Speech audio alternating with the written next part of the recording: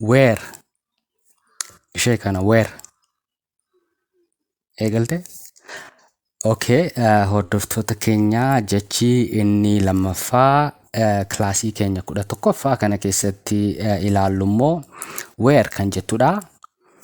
Was kan jettu kana ilaalleerraa wantoota qeenxee ta'aniif fayyadamnee akkas ture jechuudhaaf yeroo barbaannu was kan jettu kana fayyadamna. Where kan jettu kunis akkas ture jechuudhaaf kan itti fayyadamnudha. Garuu wasiin wantoota qeenxee ta'aniifidha. Wherein immoo wantoota lamaa fi lamaa ol ta'aniifidha jechuudha. Egaa is, was kan jedhan lamaan kana wantoota qeenxee ta'aniif yeroo fayyadamnu, is jennee yeroo hima tokko eegallu maal jechuu keenya wanti sun taatee ammaa akka ta'edha. Was kan jedhu kan ammoo taatee darbe ta'uusaa agarsiisa. Yeroo gara where kan jettutti dhufnu immoo are fi where kan jedhaman kana lamaan immoo wantoota lamaa fi lamaa ol ta'aniif kan itti fayyadamnudha. Are taatee ammaa ibsuudhaaf kan itti fayyadamnudha. Where yeroo jennu immoo taatee darbe. Wantoota akkamiif? Wantoota lamaa fi lamaa ol. Where kan jettu kun simple past are jettuuti. Was kan jettu kun immoo simple past is jettuuti jechuudha. Ishee kana garaagarummaa ishee akkasitti qabattanii himoota garaagaraa uumtanii fayyadamuu ni dandeessu. Egaa jechi isheen lammaffaa where kan jettudha. Akkuma isa kana akkas ture jennee ibsuufidha. Garuu wantoota lamaa fi lamaa ol ta'aniif kan itti fayyadamnudha. Kunneen lamaan verb to be dha. Akkuma kunneen afran walumaa galatti verb to be jedhamu. Verbii wanti tokko waan tokko ta'uu agarsiisanidha. Fakkeenyaaf you are a good football player. Good jechuun gaariidha.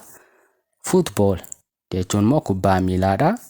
Foot jechuun miila akka jechuuti kophaatti. Ball yeroo jennu immoo kubbaadha. Walumatti kubbaa miilaa. Player jechuun immoo taphataa kubbaa miilaa akka jechuuti. Play yeroo jennu er kana dhiisne play jechuun taphachuudha.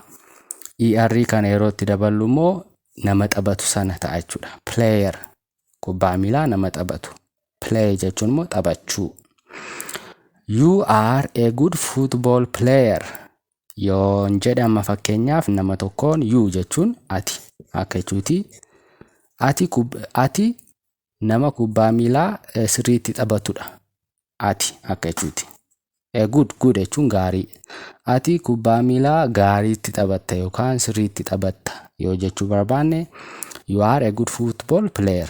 Yoom namichi amma sa'a kanarratti nama sirriitti kubbaa miilaa taphatudha jechuudha. Garuu nama sanaan ati kubbaa miilaa sirriitti ni taphatta ture jennee yoo taatee darbee dubbachuu barbaanne where kan jettu kana fayyadamna. Akkas ture jechuudhaaf. Wantoota lamaa fi lamaa oliif fayyadamna. Garuu jechi you jettu kun akkuma kana dura isinitti hime nama qeenxeedhaafis fayyadamuu dandeenya. Nama lamaa fi lamaa olis fayyadamuu ni dandeenya. Nama lammaffaa keessatti second person keessatti jechuudha. You are a good football player. Ati nama kubbaa miilaa sirriitti taphatudha yookaan nama danda'udha akka jechuuti. Yoom amma. Where kan jettu kan ammoo yeroo fayyadamnu akkas ture yookaan ati nama kubbaa miilaa sirriitti taphatu turte akka jechuuti. Taatee darbe ittiin ibsuuf kan fayyadamnudha jechuudha. Garaagarummaa ishee akkasittiin qabadhaa. You jennee is hin jennu, you jennee was hin jennu. Yuun kun maal wajjin deemti? Are fi where wajjin deemte jechuudha. Nama lammaffaa ibsuudhaaf you are jennaa taatee ammaaf. Ammas taatee darbe yoo ta'e immoo you were jenna malee you was hin jennu. Ishee kana gargar baafadhaatii qabadhaa. Mee example kanan biraan isinii dabala akka sirriitti isinii galuuf. We are students. We are students jenna. Nuti barattoota. We jechuun nu jechuudha. Student jechuun barataadha. SC kan yerootti dabaltan baay'ina agarsiisti. Nuti barattoota. Yoom amma. Aarii yeroo fayyadamtan amma nuti barattoota. Amma.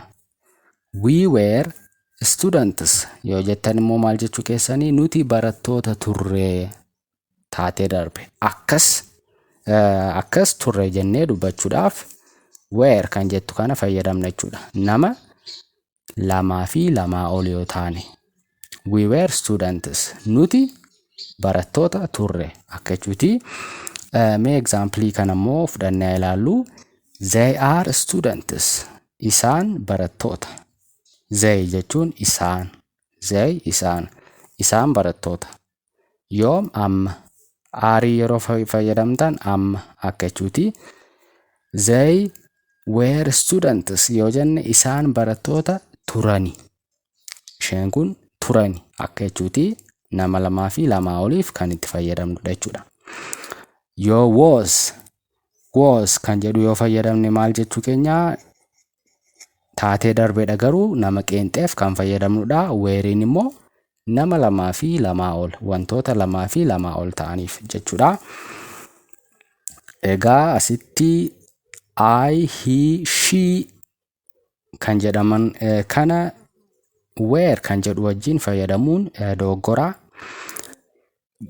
Amma levelii keessaniif yookaan sadarkaa keessaniif kana hin fayyadamina. Maaliif sin sadarkaa eegaluurra jirtu. Nama sadarkaa eegaluurra jiru I were, he were, she were jedhee akka hima tokko uumu recommending godhamu yookaan akka isin fayyadamtan isinitti hin himamu. Maaliif I were jechuun ni danda'ama garuu conditional sentence kan jedhamu tokkotu jira. Isa immoo gara fuulduraatti yeroo xiqqoo isin jabaachaa dhuftan kan barannu ta'a. Garuu ammaaf I were, he were, she were jettanii hima tokko hin uumina. Were kan jettu kun nama lamaa fi lamaa oliif waan itti fayyadamnuuf amma kanneen qeenxeedha. Nama qeenxee waan ta'aniif jechuudha.